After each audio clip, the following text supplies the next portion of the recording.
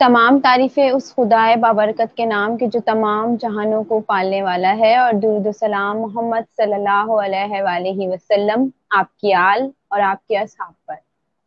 Programme इस्लाह के साथ Nusrat welfare organisation के ताउन से मैं आपकी होस्ट फरिया इम्तियाज आपके सामने मौजूद हूँ, और इस उम्मीद के साथ कि आप लोग खैरियत से होंगे।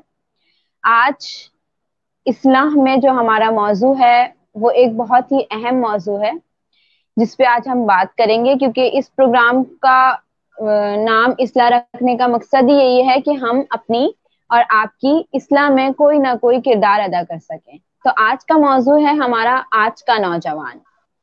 आज का नौजवान कैसा है और आज के नौजवान को कैसा होना चाहिए? आज के नौजवान में क्या वो खुसूसियात हैं कि जो एक माशरे में अहम किरदार अदा कर सके? क्या आज का नौजवान ऐसा है कि जो पाकिस्तान को तरक्की की राहों पे लेके जा सके, या जिसमें ऐसी खुसूसियात पाई जाती हों कि जो हमें इस्लाम ने बताई हैं, या जो हमारे माशरे की एक जिम्मेदारी है कि एक हमारे नौजवान को कैसा होना चाहिए? तो आज इस अहम मौजू पे ही हम अपनी और आपकी इस्लाह करने की कोशिश करेंगे। और इसी के साथ जो आज हमारे मेहमान हैं, आज मैं उनका तारुफ कराती चलूं। आज हमारे साथ बहुत ही मोअज़्ज़िज़ मेहमान मौजूद हैं। मैं बात कर रही हूँ शहरोज जैदी की, जो कि जामियतुल मुस्तफ़ा में एमफिल की तालीम हासिल कर रहे हैं इल्म और मार्फत में। तो सबसे पहले हम उनको खुशामदीद कहते हैं और फिर उनसे आज के मौजू पर गुफ्तगू करते हैं। अस्सलाम वालेकुम। वालेकुम अस्सलाम व रहमतुल्लाहि व बरकातुहू। जी, कैसे हैं आप? जी अल्हम्दुलिल्लाह। जी आवाज़ आ रही है? जी जी, आपकी आवाज आ रही है सर। जैसे अभी मैंने इंट्रो में बताया कि हमारा जो आज का मौजू है वो आज का नौजवान है। तो आज का क्या नौजवान वो नौजवान है कि जिसको जो होना चाहिए, यानी एक आज के हम्म, नौजवान के जो जो तकाजे हैं, क्या वो आज का नौजवान उस पर पूरा उतरता है? अगर हम इस हवाले से बात स्टार्ट करें। जी सबसे पहले तो आपका और नुसरत वेलफेयर ट्रस्ट का जो है शुक्रिया अदा करते हैं कि मुझ जैसे अपना तालिब इल्म को भी इस काबिल समझा कि अपने इस प्रोग्राम में मदऊ किया। जहाँ तक सवाल का आपका ताल्लुक़ है कि क्या आज का जवान इस काबिल है, क्या उसके अंदर वो सलाहियत हैं जो उसके अंदर होनी चाहिए। हम्म देखें, खुदावंद मुताल ने कुरान मजीद में जो इंसान की ज़िंदगी के मराहिल बयान किए हैं सूरह रूम की आयत नंबर 54 के अंदर, कि इंसान को पहले हमने जो है वो बचपना अता किया जब उसके अंदर इतनी क़ुव्वत नहीं थी, फिर उसको जवानी अता की जहाँ पे इंसान हम्म के अंदर क़ुव्वत भी थी और शऊर भी था, और फिर तीसरा मरहला जो इंसान की ज़िंदगी का आता है वो बुढ़ापा है। और उसके अंदर हम्म इतनी क़ुव्वत नहीं होती जितनी जवानी में होती है। यानी इंसान की ज़िंदगी का वो हिस्सा कि जिसके अंदर वो क़ुव्वत भी होती है उसके अंदर, और शऊर भी हम्म उसकी जो है वो बुलंदियों पे पहुंच सकता है। तो ये बहुत ही ज़्यादा एक इम्पॉर्टेंट और जो है सबसे ज़्यादा जिसके अंदर अहम। इंसान पेशरफ्त कर सकता है अपनी ज़िंदगी में, वो हिस्सा है। और खुदावंद मुताल कहता है कि रसूल खुदा की एक हदीस है कि क़यामत में जो है सबसे पहला जो सवाल किया जाएगा इंसान से, वो भी इंसान की जवानी के हवाले से किया जाएगा कि आपने अपनी हम्म जवानी को कहाँ गुजारा, आपने अपनी हम्म जवानी को कहाँ सर्फ किया, कि जब आपके पास क़ुव्वत, ताकत, शऊर आपके पास था तो आपने उसको किस तरीके से इस्तेमाल किया। तो अलगर्ज हम्म ये कि जवान अपनी जवानी में जो काम बरोकार ला सकता है उसे उसने जो है वो लाने चाहिए मुल्क को, कौम की तरक्की के लिए, माशरे की बेहतरी के लिए, माशरे की इस्लाह के लिए, और अपने से जो दूसरे तबकात हैं मसलन बुज़ुर्ग या बच्चे, उनकी हम्म वो मदद कर सकता है। जी, हम देखते हैं कि जब रसूल खुदा ने जो है वो ऐलान नबूवत फरमाया तो उनके साथ भी जो है वो जवानों की बहुत बड़ी कसीर तादाद हमें देखने को मिलती है जिन्होंने अपना बहुत ही अहम किरदार अदा किया है रसूल खुदा के साथ। दीन इस्लाम की तरवीज और तबलीग के अंदर रसूल खुदा के हम्म माविन रहे। और इसी तरीके से अगर हम ममालिक को देखें जहाँ पे जवानों ने बहुत तेज़ी से काम किया और मुल्क को पूरे जो है वो तरक्की की राह पर लेके गए, उसमें चाइना हम्म की मिसाल हमें मिलती है कि जो चाइना گزشتہ کافی سال پہلے جو ہے وہ غریب ممالک میں جو ہے وہ اس کا شمار ہوتا تھا. اور پھر وہاں کے جوانوں کو جو ہے وہ اس طرح کی تربیت دی گئی, ان کو باہنر بنایا گیا اور انہیں جو ہے وہ شارٹ کورسز, مختلف کورسز کروائے گئے, جس کی وجہ سے جو فارغ نوجوان تھے وہاں کے, ان کو باصلاحیت بنا کے اور ہر جگہ کہیں نہ کہیں ان کو فٹ کر دیا کسی نہ کسی انڈسٹری میں یا کسی بھی جگہ پہ. تو جس کی وجہ سے ان کا پورا ملک جو ہے وہ اتنی ترقی کر گیا کہ آج چائنا جو ہے وہ سپر پاور بننے کے خواب دیکھ رہا ہے. اور اسی طریقے سے جو تشکیل پاکستان کے اندر نوجوانوں نے اپنا کردار ادا کیا,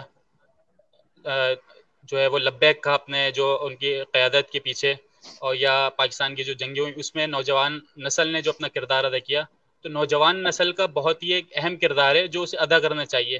لیکن آج جب ہم 2021 میں بیٹھ کے بات کرتے ہیں نوجوانوں کے حوالے سے, تو ہمیں وہ جوش, وہ جذبہ, وہ ڈائریکشن نوجوانوں کو جو دینی چاہیے تھی وہ نوجوانوں کے اندر نظر نہیں آتی.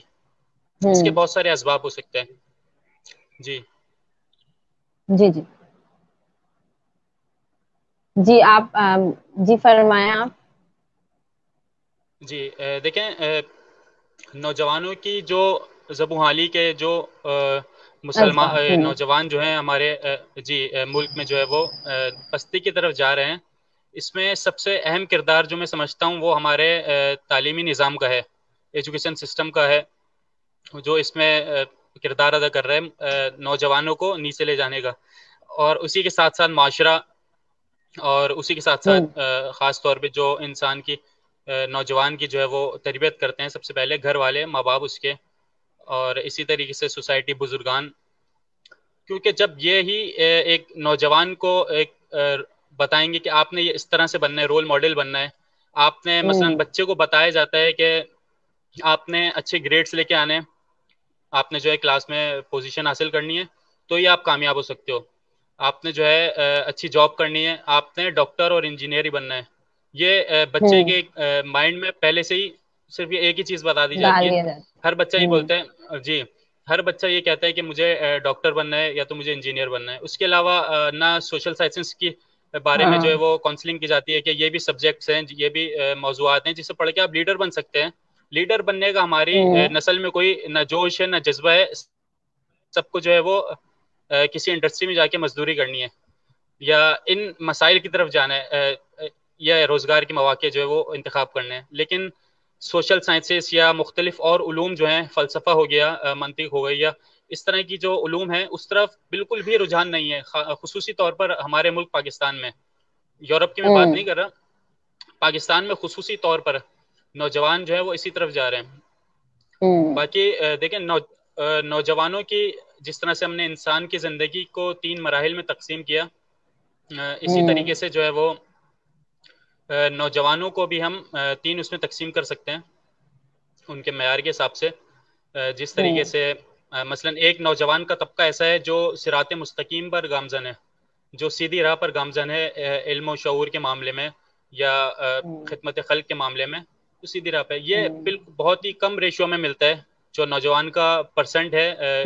جیسے پاکستان کے اندر تقریباً 64% نوجوان طبقہ پایا جاتا ہے, جو کہ دوسرے نمبر پر آتا ہے ملک پاکستان نوجوانوں کی تعداد کے حوالے سے, پرسنٹ کے حساب سے.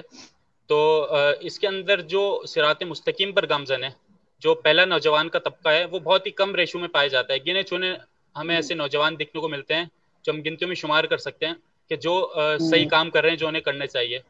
دوسرا طبقہ جو ہے نوجوانوں کا, وہ ہے کنفیوز نوجوان, جنہیں نہ اپنی تعلیمی مراحل کے بارے میں پتہ ہے کہ یہ جو میں مثلا تعلیم حاصل کر رہا ہوں, مجھے آگے جا کے کیا بننا ہے, کون سا مجھے فیلڈ چوز کرنی ہے, یا مثلا میں نے اتنا پڑھ لیا ہے اب مجھے کیا کرنا چاہیے. اپنی ایجوکیشن کے بارے میں کنفیوز, اپنے پروفیشن کے بارے میں کنفیوز, اپنے سماجی جتنے بھی معاملات جو ہیں ہر چیز کے بارے میں کنفیوز. یہ طبقہ, یہ ریشو جو ہے وہ پاکستان میں بہت زیادہ ہے جوانوں کے اندر.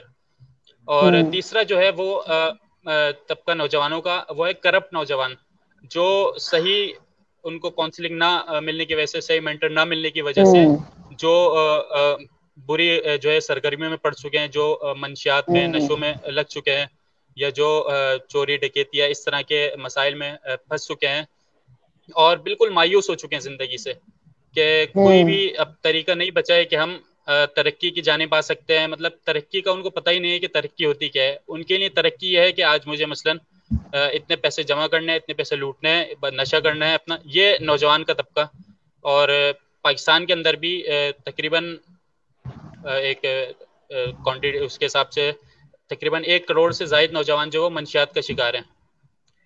اگر میں اس میں وہ فگر میں وہ نہ کر رہا ہوں تو اب یہ 3 انسان بہت تعداد ہے جوان جو. نوجوان جی جی 3 جی نوجوانوں کے وہ ہو گئے ہیں کہ تقسیم کر سکتے ہیں کیٹیگریز ہم ہو اس طرح گئی ہے سے. نا. جی جی کیٹیگریز بنا سکتے ہیں. جی اب جو اس کے اندر پہلا جو ہم وہ لیتے ہیں کہ جو ایسے جوان جو صراط صراط مستقیم پر مستقیم. جی گامزن ہیں. جی جی اب دیکھیں ہمارا جو بچہ ہوتا ہے ایک چھوٹا, وہ جب پیدا ہوتا ہے اس وقت سے لے کے تقریباً 5 سال کی عمر تک اس کو ماں سے اپنی لگاؤ ہوتا ہے. صرف ماں کو پسند کرتا ہے اور ماں کے پاس ہی رہنا چاہتا ہے. پھر اس کے بعد دیکھا جاتا ہے کہ 5 سال سے لے کے 12 سال تک وہ اپنے باپ کو اپنا رول ماڈل سمجھتا ہے اور اسی کی باتیں لیتا ہے. اور جو باپ کو اپنے دیکھتا ہے اسی پہ جو ہے وہ بننا چاہتا ہے. دیکھتا ہے میرے والد صاحب جو ہیں وہ مثلا لیپ ٹاپ اٹھا کے بیگ اٹھا کے جا رہے ہیں آفس, تو بولتے ہیں مجھے بھی آفس جانا ہے. ان کو دیکھتا ہے اور ان کو اپنا رول ماڈل بنانے کی کوشش کرتا ہے. جی اب دیکھیں ہم گھروں میں اگر مشاہدہ کریں, اپنے بھی گھروں میں دیکھ لیں کہ مثلا ماں باپ جو ہیں وہ 24 گھنٹے موبائل پہ, واٹس ایپ پہ, فیس بک پہ مصروف ہوتے ہیں. تو چھوٹا بچہ جو ہے وہ رو رہا ہے, اس کو کوئی پوچھنے والا نہیں ہوتا, بلکہ اس کو بھی ہاتھ میں موبائل پکڑا دیا جاتا ہے. اب چھوٹے چھوٹے بچے بھی جو ہیں وہ موبائل کے عادی ہو گئے ہیں. ان کو فیڈر نہیں چاہیے, ان کو موبائل دینے کی ضرورت پڑ جاتی ہے. تو یہی بچہ جو ہے وہ کیچ کرتا ہے. جی پھر 12 سال کے بعد 18 سال کی جو عمر ہوتی ہے ایک جوان کی, نوجوان کی, وہ اس میں باغی ہو جاتا ہے, ماں باپ کی کسی کی نہیں سنتا. تو اس دور میں اس کو کسی مینٹر کی, کسی کاؤنسلر کی ضرورت پڑتی ہے کہ کوئی ایک ایسا بزرگ اس کو مل جائے یا کوئی ایسا اس کو ایک دوست, مخلص دوست مل جائے جو اس کی تربیت کرے, اس کو اچھائی برائی کا بتائے, کہ جس کی باتوں کو پر جو ہے وہ عمل کر سکے. جی جی جی بہت ہی بہترین انداز میں آپ نے جو ہے وہ ایک تمام چیزوں کو یکجا کر کے بتا دیا. جیسے جیسے آپ نے 3 اسٹیپس کے بارے میں بتایا اور پھر نوجوانوں کے جی 3 اس کے بارے میں بتایا. یہاں پہ جب آپ بات کر رہے تھے نا تو مجھے ایک بات یاد آئی کہ تربیت کا عمل جو ہوتا ہے وہ گھر سے شروع ہوتا ہے, لیکن افسوس کے ساتھ والدین یہ سوچتے ہیں کہ بچہ بڑا ہوگا تو وہ اسکول جائے گا اور جو بھی علم حاصل کرے گا, جو بھی تربیت حاصل کرے گا وہ اسکول والے کروائیں گے, اب ہماری کوئی ذمہ داری نہیں ہے. لیکن جب اسکول میں جا کے ان کو تربیت کے بارے میں بولا جاتا ہے, جب ان کی بات نہیں سنتے تو اسکول والے یہ کہتے ہیں کہ بچہ تو 5 گھنٹے ہمارے پاس رہتا ہے, باقی کے گھنٹے تو وہ جی آپ کے پاس رہتا ہے. یعنی اسکول والے بھی تربیت کرنے کے لیے راضی نہیں ہے اور ماں باپ خود بھی تربیت کرنے کے لیے راضی نہیں ہے. اور مجھے لگتا ہے ماں باپ تربیت کرنے کے لیے راضی اس لیے نہیں ہے کیونکہ ان کو خود تربیت کی ضرورت ہے. اس صحیح. حوالے سے آپ کیا کہیں گے؟ جی دیکھیں آپ نے بالکل صحیح فرمایا کہ اسکولس کے اندر ہمارے یہی ہوتا ہے. مثلا ہم بھی جب اسکول لائف میں تھے, اور آپ نے بھی مشاہدہ کیا ہوگا کہ استاد جو ہیں, جو ٹیچر ہیں ہمارے, وہ کوئی بھی مثلا سبجیکٹ ہو گیا, سائنس یا فزکس مثلا, وہ کتاب کھولتے تھے اور اس کو بورڈ پہ لکھا اور بچوں کو جو ہے وہ پڑھایا اور لکھوایا, چلے کہا ہاں. کہ آپ اس کو کاپی, جی کہا کہ کل اس کو یاد کر کے آ جائیں. صحیح. بچے بھی امتحان سے پہلے پوچھتے ہیں استاد کہاں سے کہاں تک آئے گا. صحیح, یہاں سے یہاں تک. اور مطلب ٹوٹل جو ایجوکیشن سسٹم ہے وہ جس کو ہم تنزن کہتے ہیں کہ رٹافیکیشن جو ہے وہ ٹوٹل سارا یہی ہمارا جو ایجوکیشن سسٹم ہو چکا ہے. مثلا اس کے علاوہ باقی جو اپلیکیبل نالج ہے, جو مثلا اس کو آگے پریکٹیکل لائف میں کام آئے گی, وہ بالکل بھی نہیں دی جا رہی ہوتی, کیونکہ استاد بھی مصروف ہے, اس کو اپنے اور بھی گھر کے کام ہے, بچہ بھی بزی ہے, اس کو بھی صرف جو ہے وہ کورس پورا کرنا ہے اور اس کو پوزیشن چاہیے, مارکس چاہیے صرف اس کو, اور مارکس کے لیے جو ہے وہ صرف پڑھ رہے ہوتے ہیں. اور مارکس بھی حاصل کیوں کرنے ہیں, تاکہ جو ہے وہ اچھا گریڈ بنے, پھر ہم اگلی کلاس میں جائیں, اس میں پوزیشن حاصل کریں اور پھر اچھی جاب ملے, اور پھر ڈگری ہاتھ میں آ جائے یہاں پہ میں اور یہ پھر جاب ملے. جیسے آپ جیسے آپ نے ذکر کیا نا کہ جو ٹیچرز ہوتے ہیں وہ صرف اپنا ایک لپٹا لپایا جو ان کا ایک کورس ہوتا ہے وہ پڑھاتے ہیں, تو وہ پڑھاتے بھی اس لیے کیونکہ ان کو پیچھے سے یہ پریشر دیا جاتا ہے کہ آپ کو اتنے مہینے میں یہ کورس کمپلیٹ کروانا ہے, بھلے بچوں کو سمجھ میں آئے نہ آئے. بس آپ کو ان کی تربیت نہیں کرنی, آپ کو بس یہ جو ایک کورس ہے بس یہ کمپلیٹ. تو اس لیے جب سامنے سے پریشر آتا ہے تو پھر وہ ظاہر سی بات ہے, استاد تو ہوتا ہی غلام ہے نا, تو پھر وہ کیا کرتا ہے, وہ بھی وہی کرتا ہے. اب بچوں کے اندر تو وہ چیز ڈلیور ہوئی نہیں نا, جیسے آپ نے مین بولا کہ تعلیم ہمارا مین نظام ایسا ہے کہ وہی صحیح ڈلیور نہیں ہوتا تو پھر بچے کیا کریں گے. جی دیکھیں, اس میں صرف استاد کا قصور نہیں ہے, پورا جو ایجوکیشن سسٹم ہے, چونکہ استاد خود جو ہے وہ اس سسٹم کے ماتحت جو ہے وہ کام کر رہا ہوتا ہے, اسے جو انسٹرکشن دی جاتی ہیں اسی کے اوپر وہ عمل کرتا ہے. اب یہ سسٹم کے اندر آپ دیکھیں جو ہمارا کورس ہے سارا, اس کو اپڈیٹ کرنے کی بہت شدت سے ضرورت ہے.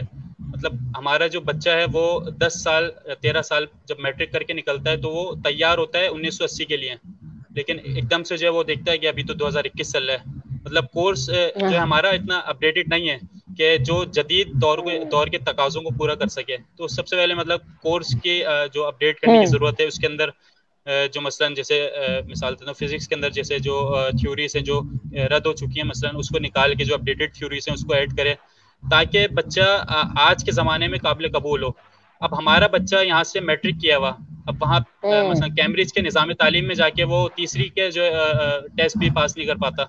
تو اس کی یہی وجوہات ہیں کہ سسٹم ہمارا اور نصاب جو مرتب ہوا ہے اس کے اندر بھی تبدیلی کی ضرورت ہے. جی اور باقی جی بالکل, جو جس بہت ہی طرح سے آپ بہترین انداز میں. جی پیرنٹس کی جس طرح سے آپ نے جی بات کیا کی تو کہہ رہے تھے آپ؟ جی میں کہہ رہا تھا جس طرح سے پیرنٹس کی آپ نے بات کی تھی کہ صحیح طریقے سے وہ, کیونکہ گھر سے بچے کو تربیت ملتی ہے اور گھر والے سمجھتے ہیں کہ جو ہے وہ ہم اسکول بھیج رہے ہیں تو اور اسکول سے تربیت ملے گی.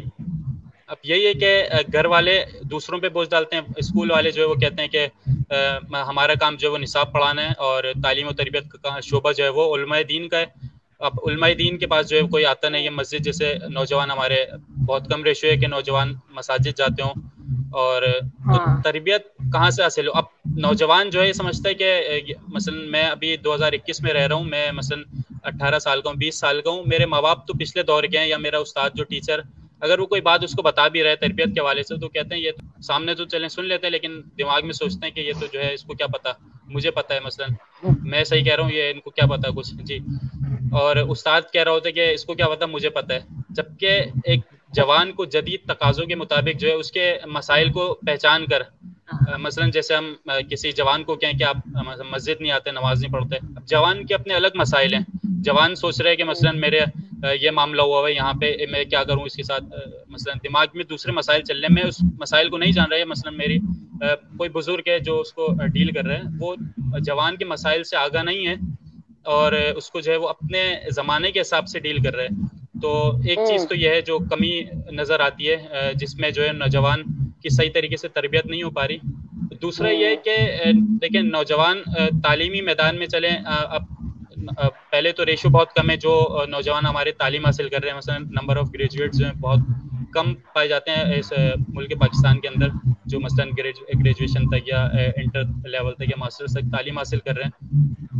اب اگر کوئی نوجوان مثلا اپنی پوری طاقت قوت کے ساتھ اس نے تعلیم حاصل کی, سب کچھ سارے کام چھوڑ کر, گھر والوں نے اس کے اوپر پیسہ خرچ کیا, اب وہ نوجوان اپنی ڈگری لے کے گھوم رہا ہوتا ہے, کوئی انڈسٹری مجھے رکھ لے, کوئی کہیں پہ میرا ملازمت لگ جائے. جابس جو ہے وہ تقریباً میرٹ بیس بالکل بھی جو ہے وہ ایک گورنمنٹ کی جو ہے وہ ایک ناقص اس کے تحت جو ہے وہ میرٹ بیسس پہ نہیں دی جاتی ہیں, سفارشی بیس پہ یا دوسرے رشوت وغیرہ چلتی ہے. تو اب ایک یہ بھی بڑا مسئلہ ہے کہ اب وہ نوجوان کیا کرے جس نے اتنا عرصہ تعلیم حاصل کی یہ سوچ کے کہ مجھے جو وہ نوکری ملے گی. باقی چلیں دوسرے اس کو نہیں بھی سوچا اس نے کہ مثلا ملک کو ترقی ملے گی, اپنا ہی سوچ کے اس نے تعلیم حاصل کی اور نوکری کے لیے, اور اس کو وہ بھی نہیں ملتی. تو پھر وہ نوجوان کیا کرتے ہیں, مایوس ہو جاتا ہے. جب مایوس ہو جاتا ہے پھر اس کے ذہن میں شیطان خیالات پیدا کرتے ہیں کہ نہیں مجھے, میں تو اتنا وہ کیا, وہ نہیں کرتا. مطلب اس کو مثلا ریسٹورینٹ میں کہیں جاب مل رہی ہے کیشیئر کی یا اس طرح سے, تو بولتے ہیں نہیں میں نے تو مثلا MBA کیا ہوا ہے, میں یہاں پہ کیوں جاب کروں.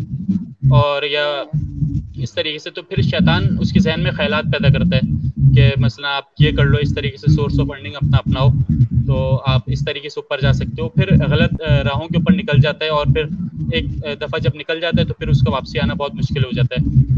اگر یہی نوجوان اگر کسی ایک فیلڈ میں محنت کرتا ہے اور شروع میں بھلے کم آمدنی کیوں نہ ہو, وہ اسی فیلڈ میں لگا رہے, تو پھر آہستہ آہستہ جو ہے وہ آگے بڑھ سکتا ہے. جس طرح سے ہمیں انبیاء کرام کی مثال ملتی ہے کہ تمام انبیاء میں نے جو ہے وہ بکریاں تک چراتے تھے. رسول خدا کے سے ایک صحابی نے سوال کیا کہ یا رسول اللہ, کیا آپ نے بھی بکریاں چرائی ہیں؟ آپ تو مطلب جب بادشاہ ہیں مطلب مدینہ کے, اور اس کے اسلام کے نفاذ کے بعد, تو آپ نے بھی کیا بکریاں چرائی تھیں؟ تو رسول کہتے ہیں کہ میں اور تمام انبیاء جو گزرے ہم سب نے بکریاں چرائی ہیں. تو اسی طریقے سے جب انسان نیچے سے سیڑھیوں سے شروع کرتا ہے, اسٹیپ بائی اسٹیپ جو ہے وہ آگے بڑھتا ہے.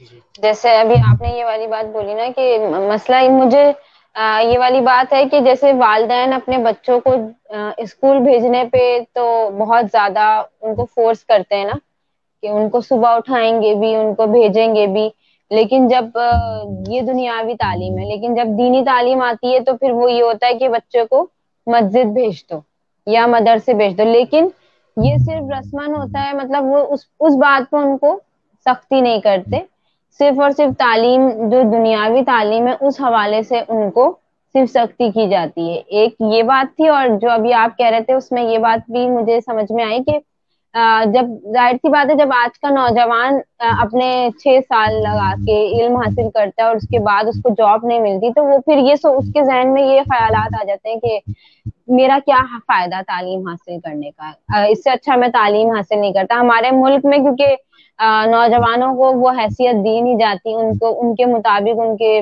جو ان کے پیشے ہیں ان کے مطابق ان کو جاب نہیں ملتی.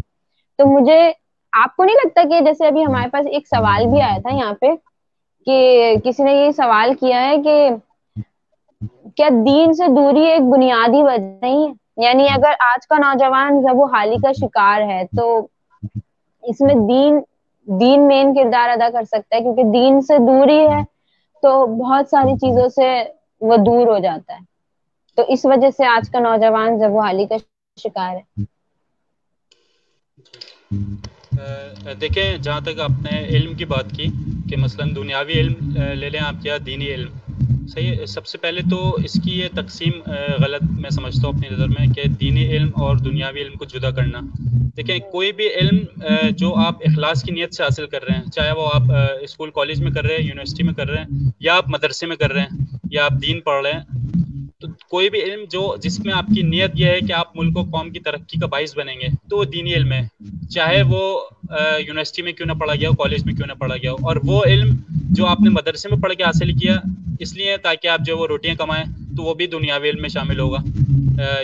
اب ہمارے ہاں جو نوجوان ہیں وہ ان کا مقصد, علم حاصل کرنے کا مقصد ہی صرف یہ ہوتا ہے کہ مجھے اچھی جاب مل جائے, صحیح ہے. اور اسی وجہ سے وہ ان فیلڈز کا انتخاب کرتا ہے کہ جس میں اسکوپ اچھا ہو, اور اپنے اندر جو اس کی موجود صلاحیتیں ہیں اس کو بروئے کار لا کر اس کے اندر اپنی جو ہے وہ پروان نہیں چڑھاتا اس صلاحیت کو. اب دیکھیں, سقراط جو ہے وہ اس کا جو تعلیم کا نظریہ تھا کہ اس نے اپنے شاگردوں کو کس طرح سے تعلیم دیتا تھا, وہ یہ کہتا تھا کہ نئی کوئی چیز مثلا شاگردوں کے اندر دوسرے علوم جو غیر ضروری مثلا جو میں سمجھتا ہوں کہ اہمیت کے حامل ہیں وہ اس کو نہیں دیتا تھا, بلکہ وہ جو طالب علموں کے اندر, شاگردوں کے اندر جو خود کے اندر علوم تھے, وہ کہتا تھا کہ آپ جو ہے وہ پہلے سے آپ کے اندر علم ہے, وہ میں آپ کے اس علم کو اجاگر کر رہا ہوں, جو آپ کے اندر علم پہلے سے موجود ہے میں اس کو نکال رہا ہوں, آپ کی صلاحیتوں کو اجاگر کر رہا ہوں. یہ طریقہ کار تعلیم کا جو ہے وہ جناب سقراط کا تھا. لیکن آج کیا ہوتا ہے کہ ہم بچے کے اندر انجیکٹ کر رہے ہوتے ہیں ایجوکیشن کو, اس کے اندر سے ابھار نہیں رہے ہوتے. اگر بچے کو پتہ چلے کہ مثلا یہ علم, یہ صلاحیت میرے اندر خود کی ہے اور میں اس کو باہر لے کے آ رہا ہوں, اجاگر کر رہا ہوں, تو وہ اس فیلڈ میں جو ہے ترقی بھی کرے گا. آپ مثال کے طور پہ ہمارے جیسے عام طور پر مثال لے لیں, اس کی انجینئر کی مثال لے لیں. اب نوجوان ایک جس کا بالکل بھی صلاحیت نہیں ہے اس کے اندر مثلا سول انجینئرنگ کی, اور وہ صرف اس وجہ سے اس فیلڈ میں جاتا ہے کہ مثلا اسکوپ وہاں پہ اچھا ہے, مجھے سیلری اچھی ملے گی, تو وہ جب اس فیلڈ میں جاتا ہے تو پھر آگے جا کے کامیاب نہیں ہو سکتا وہ. لیکن اگر اس کے اندر ایسی صلاحیت ہے کہ مثلا جو ڈپارٹمنٹ اتنا زیادہ اسکوپ میں اوپر نہیں ہے, جس میں آپ کو اتنی مثلا جو مشہور ہے کہ اس میں آپ اتنی زیادہ سیلریز نہیں ہوتی اتنا وہ ہے, اب اس کے اندر صلاحیت وہی ہے. مثلا ایک انسان ہے وہ تفتیشی ہے اور پتہ لگا دیتا ہے, تحقیق کرتا ہے, مثلا کرمنالوجی ڈپارٹمنٹ میں اس کو جانا چاہیے, لیکن وہ چوز اس لیے سول انجینئرنگ کرتا ہے کیونکہ اس میں اسکوپ زیادہ ہے, تو وہ وہاں اس فیلڈ کو پڑھ کے بھی جو ہے وہ آگے کامیاب نہیں ہو سکتا. لیکن اگر وہ کرمنالوجی ڈپارٹمنٹ میں جاتا ہے اور وہیں پہ اپنی صلاحیتوں کو بروئے کار لاتا ہے تو پھر وہ اسی فیلڈ میں جا کے ترقی بھی کرے گا اور آگے جا کے مطلب پیسے بھی اچھے کما سکتا ہے اور اچھی جو کارکردگی انجام دے سکتا ہے. اچھا, دوسرا سوال آپ نے جو کیا تھا کہ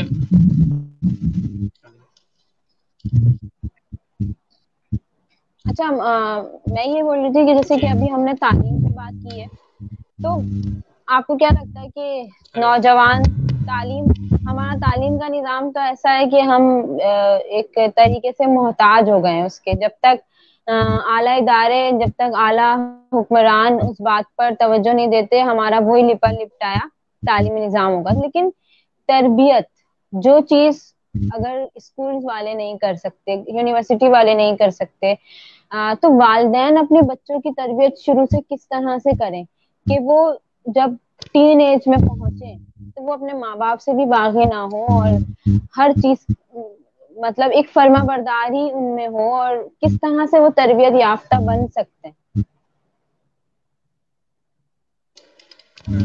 جی, آپ جو پہلا سوال تھا پہلے اس کا جواب دینا چاہوں گا کہ کیا دین سے دوری جو ہے وہ نوجوانوں کی اس کی وجہ ہے جو ترقی نہ کرنے کی.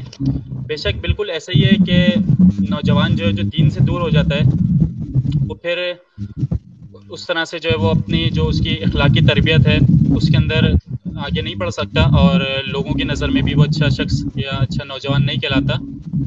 اب دیکھیں ہمارے یہاں مسئلہ یہ ہے کہ ایک عام انسان جو ایک سادہ فہم انسان ہے جو اتنا زیادہ تعلیم یافتہ نہیں ہے, وہ اس کا ایمان تو کامل ہو سکتا ہے آرام سے, مثلا کسی بھی وہ عالم دین کو دیکھ کے اپنے ایمان کو کامل کر سکتا ہے یا اب خود عمل انجام دے دے کے بھی اپنے ایمان کو کامل کر سکتا ہے.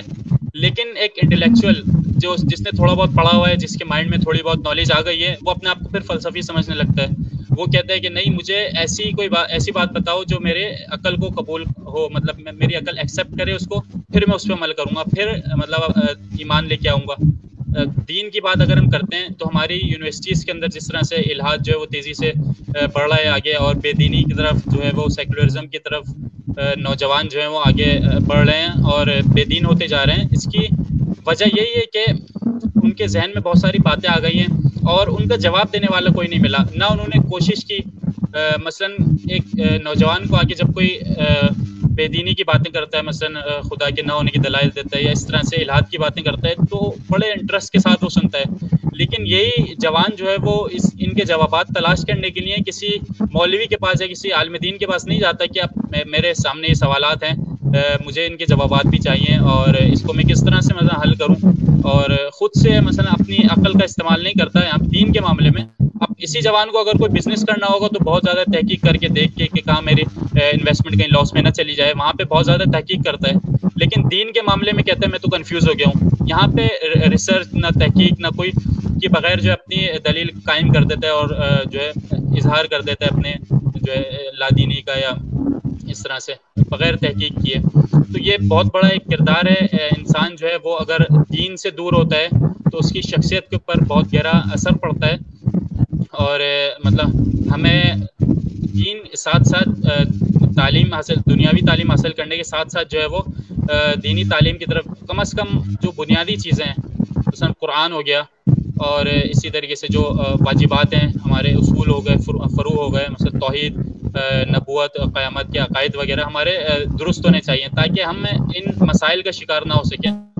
اب قرآن چونکہ انٹلیکچوئل کو جو جواب دیتا ہے, آپ کو جس طرح سے عرض کیا کہ اب وہ دلیل مانگتے ہیں کہ مجھے ایسی دلیل دو جو مجھے ایکسیپٹ ہو, میری عقل کو ایکسیپٹ ہو, پھر میں جو ہے وہ اس پہ ایمان لے کے آؤں گا.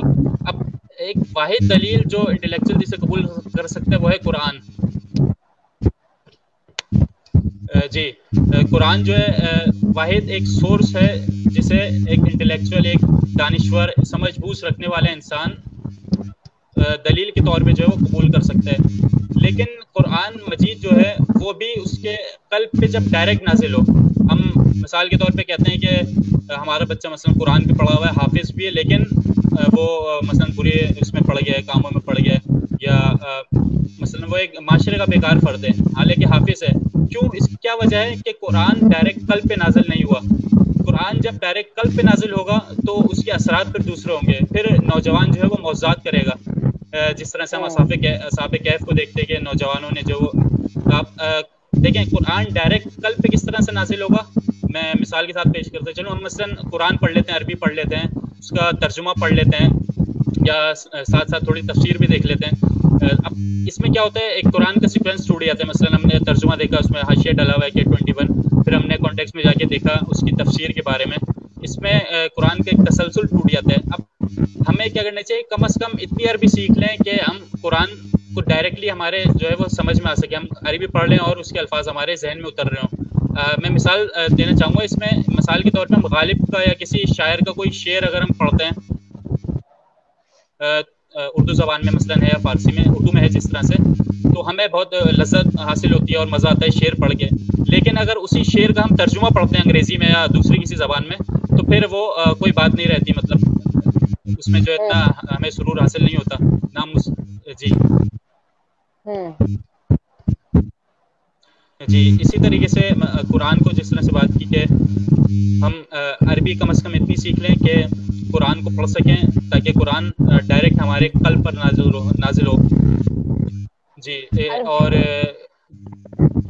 عربی سیکھ لے. یہاں پہ ہم عربی ہم تو اردو میں ترجمہ نہیں پڑھ رہے، ہم اردو میں تفسیر نہیں پڑھ رہے، تو پھر ہم عربی کیسے سیکھیں گے؟ عربی تو وہی بات ہے نا، دور کی بات ہے. بس تو اردو ترجمہ ہے، لیکن ہم لوگ وہ بھی نہیں پڑھتے. تو ہے نا کہ تربیت پھر کیسے ہوگی؟ مطلب قرآن تو ایک ہماری تربیت کرنے کا ذریعہ ہے نا، تو جب ہم اسی کو فالو نہیں کر رہے تو پھر ہماری تربیت کیسے ہوگی؟ جی دیکھیں، کوئی بھی شخص کسی بھی فیلڈ میں جاتا ہے تو اس کی وجوہات ہوتی ہیں. وجوہات میں سب سے پہلی وجہ رجحان ہوتا ہے. مثال کے طور پہ ایک بچہ ہے، وہ اسکول کیوں جاتا ہے؟ چونکہ اس کے ماں باپ نے اس کے ذہن میں ڈالا ہوتا ہے بچپن سے، چھوٹا ہوتا ہے کہ بیٹا تم ابھی بڑے ہونے والے ہو، اسکول جاؤ گے، اسکول جاؤ گے، اسکول جاؤ گے. اسے بار بار بتایا جا رہا ہوتا ہے، باور کروایا جا رہا ہوتا ہے. جیسے ابھی پری اسکولنگ بھی مختلف انسٹیٹیوشن کرواتے ہیں کہ مثلا اسکول میں بچوں کو بیٹھنے کا طریقہ ہے. بچوں کے اندر پہلے سے ہی اسکول کا رجحان پیدا کیا جاتا ہے. اس کو بیگ لا کے دیا جاتا ہے، اس کو پینسل اور مختلف جو ہے ٹول سے اس طرح سے آشنا کروایا جاتا ہے. لیکن اب بعض مذہبی گھرانوں کو ہٹا کے وہاں پہ جہاں بچوں کو اس طرف بھی رغبت دلائی جاتی ہے، لیکن عمومی طور پہ جو زیادہ تر ہم دیکھتے ہیں کہ قرآن، دین، اس کی طرف جو ہے وہ کوئی بھی بچے کو خاص طور پہ کوئی بھی رجحان، رغبت بچپن سے نہیں دلائی جاتی ہے. سوچتے جب بڑا ہوگا ہم پھر جو ہے وہ مثلا کوئی قاری صاحب بس گھر پہ رکھ لیں گے، اس کو قرآن پڑھا کے چلے جائے گا جب بڑا ہو جائے گا. لیکن بچپن سے ہی اس کے اندر رجحان ڈالنے کی ضرورت ہے. ایک چیز تو یہ کہ بچہ اپنی کانوں سے زیادہ اپنی آنکھوں سے سنتا ہے. مثلا وہ جو دیکھتا ہے اسی کو جو ہے وہ اپنے اندر جذب کر لیتا ہے. اگر ماں باپ گھر میں مثلا یا اس کے اس طرح سے روٹین ہو گھر کے اندر بچپنے سے ہی کہ وہ دیکھے کہ والد صاحب صبح اٹھ کے میرے جو ہے وہ نماز پڑھتے ہیں، والدہ جو ہے میری قرآن کی تلاوت کرتی ہیں اور بچے کے ہاتھ میں بھی وہ دیتی ہیں، اور اس طریقے سے مثلا کتاب مطالعہ کرتے ہیں کتابوں کا. جیسے ہمارے یہاں نوجوان کورس کے علاوہ مشکل سے چند ہی زبان ایسے ہوں گے جو کتابوں کو مطالعہ کرتے ہیں، ورنہ کورس کے علاوہ ہمارے بچوں نے جو ہے وہ نوجوانوں نے کوئی کتاب دیکھی تک نہیں ہوتی. بلکہ اس ماں باپ خود کتاب کو دیتے ہوئے بچوں کو ڈرتے ہیں، بولتے ہیں ارے پھاڑ دے گا، کتاب پھاڑ دے گا. بچوں کو بچپن سے ہی جو ہے وہ اس سے دور رکھا جاتا ہے.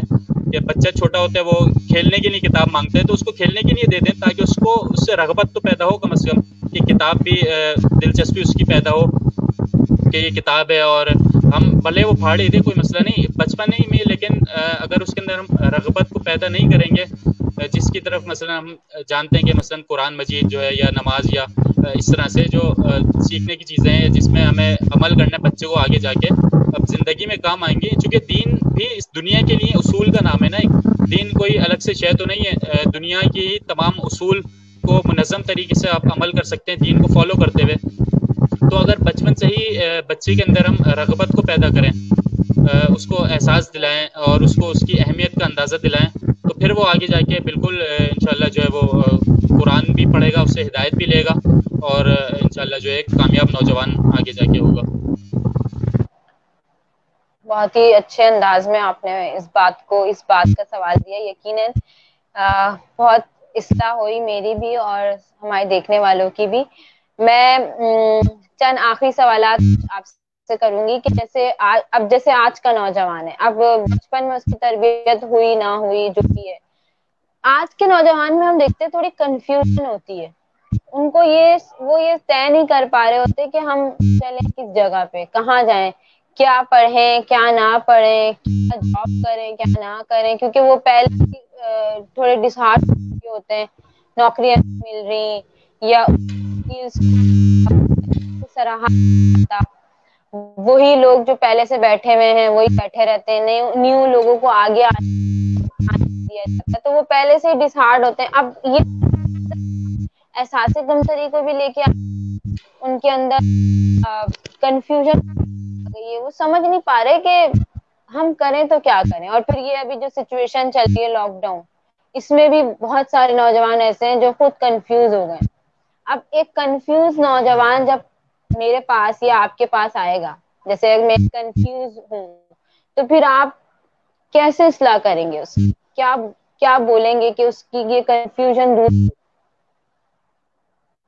جی دیکھیں, کردار سازی کے لیے مثلا ایک نوجوان نے اپنا بچپنے کا عرصہ بھی گزار دیا, مثلا اس کو گھر سے بھی اس کی تربیت نہیں حاصل ہو سکی, اور اپنی اسکول لائف بھی گزار دی, اور وہاں سے بھی وہ تربیت نہیں حاصل کر سکا, اور اب جب وہ اپنی پریکٹیکل لائف میں آئے تو اب وہ کس طرح سے تربیت کے حوالے سے تربیت وہ حاصل کرے. تو اس کے لیے سب سے پہلی چیز یہ ہے کہ اس کو سیریس ہونا پڑے گا اس معاملے میں, کہ میں ایک پہلے اپنی اپنے اندر جو نقص ہے اس کے اندر پہلے اس کو قبول کرنا پڑے گا کہ ہاں مجھ میں یہ چیز کی کمی ہے, تبھی وہ آگے جو ہے بڑھ سکتا ہے.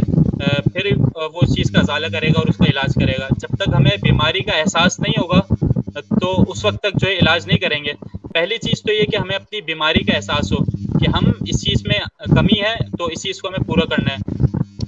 تو میرا اس میں نوجوانوں سے یہی مشورہ ہے, اور خود کو بھی یہی مشورہ ہے کہ کتب بینی کتابوں کا مطالعہ, مثلا جو اخلاقی اور انسان شناسی کی مختلف جو کتب ہیں علم کرام کی, اس کا مطالعہ, اور باقی جو دروس اخلاق وغیرہ ہوتے ہیں جہاں پہ نشست, وہاں پہ جا کے اپنا حصہ لینا, اور مختلف جس طرح سے آپ کی آرگنائزیشن کام کر رہی ہے اس طرح مختلف آرگنائزیشنز کا حصہ بننا, فلاح و بہبود, عوام کی خدمت کرنا, اس طریقے سے اس کی کردار کی تربیت ہو سکتی ہے آہستہ آہستہ جا کے.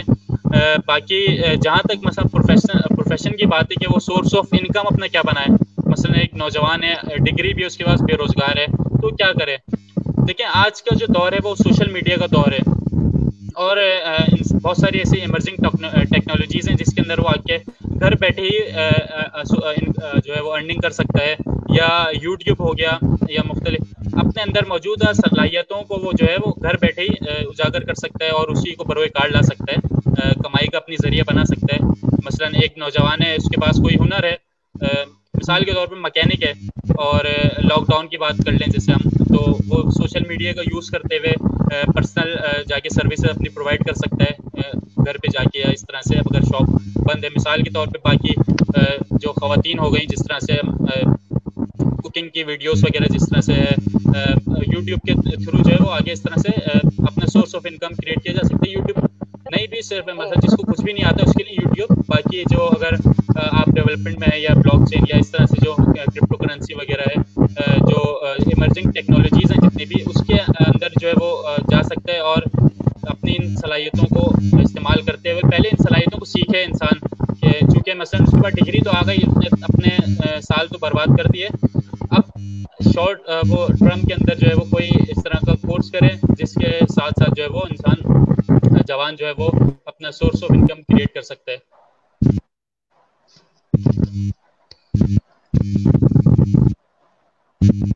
ایک سوال ہمارے پاس آیا ہوا ہے کہ مولانا صاحب آج کل جو نشے کی لت میں پڑ گئے ہیں ان کے لیے آپ کا کیا کہنا ہے؟ دیکھیں جو نوجوان ہیلو جی دیکھیں قرآن مجید کی ایک آیت ہے کہ ان الحسنات یذھبن السیئات، کہ نیکیاں جو ہیں وہ برائیوں کو کھا جاتی ہیں. اب یہاں پہ جو نوجوان درست ہیں، جو نوجوان صحیح راہ پہ گامزن ہیں، ان کو کیا کرنا چاہیے کہ ایسے نوجوان جو بری صحبت کی وجہ سے جو ہے وہ نشے میں پڑ گئے ہیں، اب ان کی مینٹرنگ کی ضرورت ہے، ان کی جو ہے اصلاح کی ضرورت ہے. ان کو جو ہے چونکہ جب انسان بالکل فارغ ہوتا ہے، نہ اسے گھر کی فکر ہوتی ہے، نہ تعلیم کی فکر ہوتی ہے، نہ روزگار کی فکر ہوتی ہے، فکر معاش ہوتی ہے، نہ معاشرے کی فکر ہوتی ہے. جب اس کو کوئی فکر نہیں ہوتی تو پھر وہ ان ایکٹیویٹیز کے اندر ملوث ہوتا ہے. زیادہ تر اس طرح سے دیکھا گیا ہے. تو اس نوجوان کو سب سے پہلے تو اس کی، چونکہ اگر جو ہے وہ میڈیکل مثلاً نشے کے جیسے اس میں عادت میں زیادہ آگے تک مبتلا ہو گیا ہے، تو اس کے سب سے پہلے تو اس کی میڈیکل ٹریٹمنٹ کی ضرورت ہے، چونکہ اس طرح سے ڈائریکٹ اس کے لیے بھی خود نقصان دہ ثابت ہو سکتا ہے. سب سے پہلے تو اویئرنیس کی ضرورت ہے کہ ہم اس کو آگاہ کریں، ان کے پیرنٹس کو آگاہ کریں کہ آپ نے اس کے ساتھ کیا کرنا ہے. آپ ایک چیز مثلاً ایک نوجوان ہے، ایک گھر میں رہتا ہے، اس کے پیرنٹس پہلی بات تو مثلاً کوئی شخص آ کے بتاتا ہے کہ آپ کا بیٹا جو ہے وہ یا بچے جو ہے وہ نشہ کر رہا ہے، تو پہلی بات تو وہ قبول ہی نہیں کرتے، بولتے نہیں ایسا تو ہو ہی نہیں سکتا، اور ہمارا بچہ اس طرح سے ہو ہی نہیں سکتا. بچہ جو ہے باہر جا کے مثلا نشے کر رہا ہوتا ہے، پھر آہستہ آہستہ آہستہ آہستہ اتنی خراب حالت ہو جاتی ہے کہ والدین پھر گھر والے کو بتانے کی ضرورت بھی نہیں پڑتی، ان کی بچے کی، نوجوان کی خود ہی ایسی حالت بن جاتی ہے کہ وہ صاف ظاہر ہو رہا ہوتا ہے. تو اس میں سب سے پہلے تو یہ ہے کہ ہم جو نشہ یہ جو نشے کا عادی ہے اس کو ایکسیپٹ کریں، سوسائٹی میں اپنی ایکسیپٹ جب کریں، پھر نیکسٹ مرحلہ آتا ہے اس کی ٹریٹمنٹ کا، میڈیکل ٹریٹمنٹ کا. میڈیکل اس کو ٹریٹمنٹ دیں، پھر اس کے بعد جب وہ ہیلدی ہو جائے، پھر اس کے بعد اس کو مختلف ایکٹیویٹیز کے اندر انوالو کریں، جو پازیٹیو ایکٹیویٹیز ہیں سوسائٹی کو بہتر بنانے میں، یا اس طرح سے جو معاشرے کی ترقی کا باعث بن سکتی ہے، یا جیسے ویلفیئر آرگنائزیشنز ہو گئی، یا اس طرح سے فلاح و بہبود کے لیے جو کام کر رہے ہیں، اس طرح سے ایکٹیویٹیز میں اس کو انوالو کریں تاکہ جو ہے وہ ان کی کنڈیشن بہتر ہو سکے. یہاں پہ پتہ نہیں شاید آپ میری بات لیکن ایک جو شخص نشے میں ہوتا ہے نا، اکثر ہم لوگ کیا کرتے ہیں کہ اس بچے پہ سے نا ہماری تھوڑی توجہ کم ہو جاتی ہے. ہم کیونکہ ہوتا یہ ایک دفعہ بولا، دو دفعہ بولا، تین دفعہ بولا، اس کے بعد والدین اس کو اس کے حال پہ چھوڑ دیتے ہیں کیونکہ وہ سنتا نہیں ہے. لیکن مجھے یہ لگتا ہے کہ ایسا شخص جو کسی نشے میں پڑ گیا ہے، اس کو کبھی بھی اکیلا نہیں چھوڑنا چاہیے. کیوں؟ کیونکہ ہو سکتا ہے کہ جی یہ کی موت کا سبب بھی بن سکتا ہے. اور ایک دو کیسز میں نے خود اپنی آنکھوں سے ایسے دیکھے ہیں کہ جس کی وجہ سے، اس نشے کی وجہ سے ہی ان نوجوانوں کی موت ہو گئی. اب پیچھے وہی جو ہم کہہ سکتے ہیں کہ والدین ایک حد تک ہی دیکھتے ہیں، لیکن پھر یہ ہوتا ہے کہ ہم ان کے حال پہ چھوڑ دیتے ہیں. ایسے لوگوں کو ان کے کبھی بھی حال پہ نہیں چھوڑنا چاہیے، کیونکہ پھر وہ، جی اور بالکل. ایک تو وہ شکار ہوتے ہیں، اور پھر اگر ان کو یہ دکھتا ہے کہ اب تو چلو ہمیں کوئی بولنے والا نہیں ہے، تو پھر وہ اور ہی زیادہ جی اپنے آپ کو، میرے خیال جی میں آپ بالکل. ان کو اکیلا نہ چھوڑیں. جی دیکھیں اس میں یہ ہے کہ فروع دین کے اندر نہی عن المعروف کہ برائی سے روکنا کسی کو، یہ ہر مسلمان کے اوپر واجب ایک چیز ہے کہ کوئی بھی مسلمان اگر کسی بھی حرام فعل میں مبتلا ہو گیا ہے، چونکہ نشہ جیسے حرام فعل ہے اس کے اندر مبتلا ہو گیا، تو ہر مسلمان کے اوپر واجب ہے کہ اسے اس برائی سے روکیں. اب گھر والے ہو گئے مثال کے طور پہ، تو ان کی سب سے بڑی ذمہ داری تو گھر والوں کی بنتی ہے، چونکہ ماں باپ کی یا بڑا بھائی ہے تو اس کی ذمہ داری بنتی ہے کہ اس کی جو ہے نگرانی کرے. لیکن ساتھ ساتھ صرف یہ نہیں کہ اس کو روکے، اس کو سبسٹیوٹ بھی دے. مثلا اس کی ایک عادت ہو چکی ہے، اب وہ تڑپ رہا ہے، مثلا اس کی تکلیف کا اندازہ نہیں ہے کسی کو، اس کے باڈی میں پین ہو رہا ہے یا وہ، تو اس درد کو بھی سمجھیں، اور اس کے ساتھ جو میڈیکل ٹریٹمنٹ بھی ضروری ہے اس کے ساتھ ساتھ، کہ اس کو ایک تو اکیلا نہیں چھوڑیں. آپ نے صحیح فرمایا، اس کو مثلا ایکٹیویٹیز میں اس میں شامل کرنے کی کوشش کریں، اس کو بکس دیں پڑھنے کے لیے تاکہ اس کا مائنڈ جو فریش ہو سکے، اور ساتھ ساتھ جو ہے وہ میڈیکل ٹریٹمنٹ بھی بہت ضروری ہے. جی بہت ہی اچھی آپ جی نے اس کو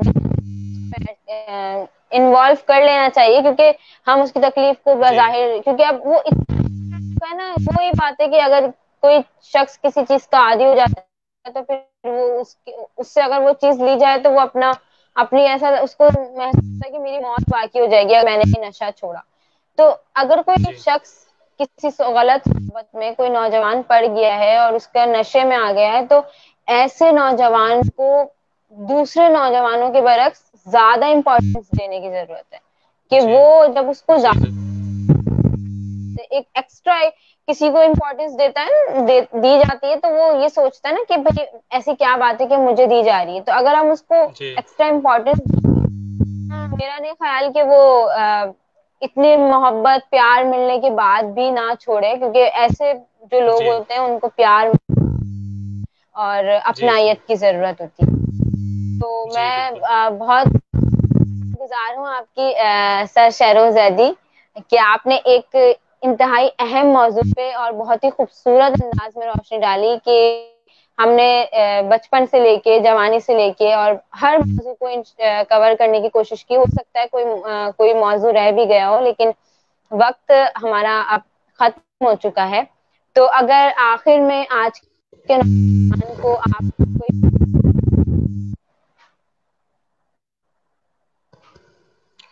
ہیلو. جی میں علامہ اقبال کا ایک شعر پیش کرنا چاہوں گا کہ اس قوم کو شمشیر کی حاجت نہیں رہتی ہو جس کے جوانوں میں خودی صورت یا فولاد. کہ جس قوم کے جوان جو ہے وہ اپنی صحیح راہ کا انتخاب کر لیں اور اس راہ کے اوپر چل پڑیں تو اس قوم کو جو ہے وہ ترقی کرنے سے کوئی بھی نہیں روک سکتا. تو میری نوجوانوں کو اور اپنے آپ کو یہی نصیحت ہے کہ ہم ہر اس کام کو انجام دیں جس میں ہمیں ملک و قوم کی ترقی نظر آتی ہے. بھلے ہی ہم سوسائٹی نے جو مثلاً ہمیں جو سسٹمز ہے ان سے ہمیں وہ چیز نہیں مل سکی, لیکن انفرادی طور پہ ہم خود سے جو ہے وہ اس طرح کے اقدامات اٹھائیں. مثلاً ہم اپنے شعور کو بلند کریں. سب سے پہلے تو کتب بینی کی جو ہے وہ عادت بنائیں, کتابیں پڑھنے کی عادت بنائیں. اس کے علاوہ جو ہے وہ احترام سے پیش آئیں ہر کسی سے. باقی جو ہے وہ باقی اپنے ہم وطنوں کے لیے, باقی شہریوں کے لیے, باقی اپنے پڑوسیوں کے لیے حقوق کا ان کے خیال رکھیں. اپنے جتنے بھی مثلا ماں باپ ہیں ان کا عزت و احترام سے پیش آئیں.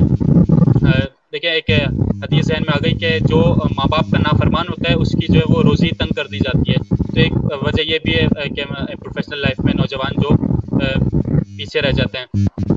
باقی ایک میری گزارش یہ ہے کہ جو پڑھے لکھے مثلا جو ایجوکیشن ڈپارٹمنٹ کی لوگ ہیں, جو پی ایچ ڈی لیولس کے لوگ ہیں, وہ سب مل کے کیوں نہ ایک ایسا سسٹم آف ایجوکیشن بنائیں جو آج کی ہماری نیڈ ہے.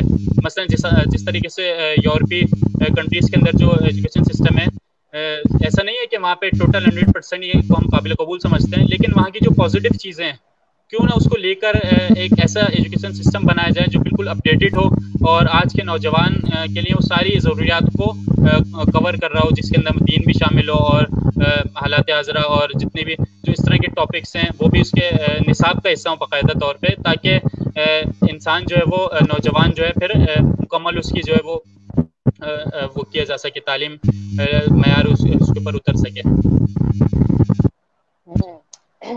آخر میں آپ نے بہت ہی بہترین ہمیں ایک سولوشن بھی دے دیا اور ایک پیغام بھی دے دیا کہ اگر دیکھیے نا امیدی تو نا امید تو ہمیں نہیں ہونا چاہیے کہ اب تو یہ سسٹم خراب ہو گیا, اب تو کچھ نہیں ہو سکتا. جیسے کہ آپ نے بولا کہ جی یہ اگر ہمارے کرام جید علماء کرام اور ہمارے جو پروفیسر ہیں تمام یونیورسٹیز کے, پورے پاکستان میں تمام یونیورسٹیز کے اکٹھے ہو کے ایک کانفرنس میں کوئی ایک ایجنڈے پہ وہ کر لیں, مطلب نظر ثانی کرنے کے اس پہ جی فکس ہو جائیں, اس کے بعد یہ اس سولوشن کو باقاعدہ ایک بڑے لیول تک پیش کیا جائے. یعنی قومی کیونکہ جی بالکل. ایسا جب ہم سوچتے ہیں ہمارے علماء کرام تو اس کو قومی اسمبلی میں پیش کیا جاتا ہے. تو اس میں کوئی وہ جی نہیں ہے کہ اگر ہم کے رائے سے ایک حل نکالیں اور ایک تعلیمی نظام گورنمنٹ میں جا کے یعنی قومی اسمبلی میں جا کے ہم پیش کریں, اس کی قرارداد کو پیش کریں اور اس کے بعد اس کے فوائد کو, اس کے جو بینیفٹس ہیں ہم وہ بھی بتائیں. تو ہو سکتا ہے جی کہ یہ ہمارے اعلیٰ حکمران تک بھی پہنچ جائے اور ان کے ذہن میں بھی آئے کہ ہاں ہمیں بھی اپنے تعلیمی نظام کو درست کرنے کے ابھی بھی ہمارے اندر جوش ہے. تو یہ ایک بہت ہی بہترین پیغام.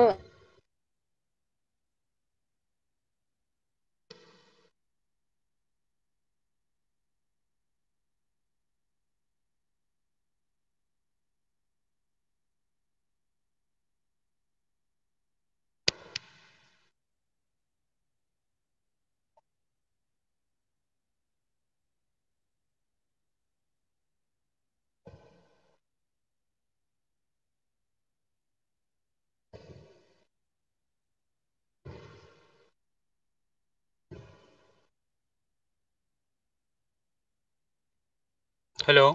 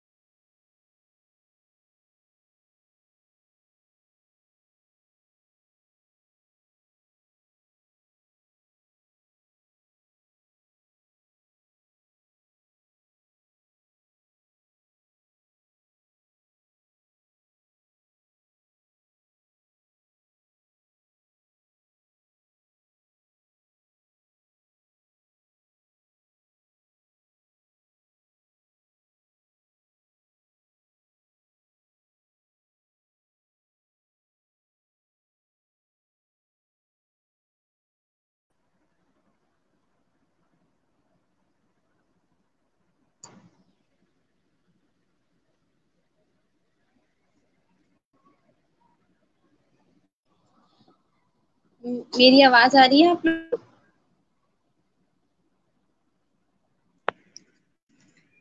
میری آواز آ رہی ہے؟